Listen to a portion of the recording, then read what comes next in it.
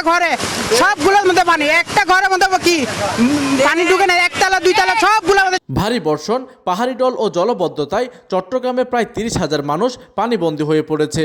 দুর্গত মানুষের জন্য মহানগর ও জেলার বিভিন্ন স্থানে মোট 540টি আশ্রয়কেন্দ্র খোলা হয়েছে। চট্টগ্রাম জেলা প্রশাসনের সর্বশেষ তথ্য অনুযায়ী সবচেয়ে বেশি ক্ষতিগ্রস্ত হয়েছে দ্বীপ উপজেলা সন্দ্বীপ, যেখানে প্রায় 20,000 মানুষ পানিবন্দী। এছাড়া বাঁশখালীতে 6,500, আনোয়ারা 2,200, কর্ণফুলীতে 300, রাঙ্গুনিয়ায় 300 মানুষ পানিবন্দী। এদিকে ফটিকছড়ি উপজেলার 9টি ইউনিয়ন আংশিক জলবদ্ধতার কবলে পড়েছে। হাটহাজারী কয়েকটি ইউনিয়ন সহ সাতকানিয়া, চন্দনাইশ, পটিয়া ও বোয়ালখালীর অনেক এলাকাও জলবদ্ধতা সৃষ্টি হয়েছে।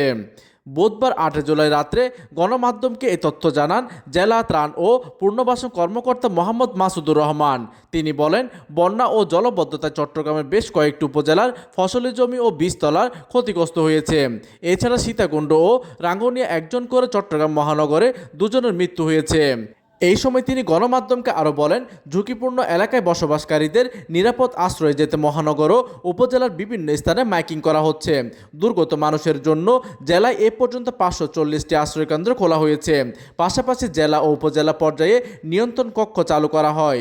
আশ্রয় কেন্দ্রে অবস্থানরতদের মধ্যে চিড়া, মুড়ি, বিস্কুট, কেক, গুড় ও স্যালাইন সহ শুকনা খাবার বিতরণ করা হচ্ছে।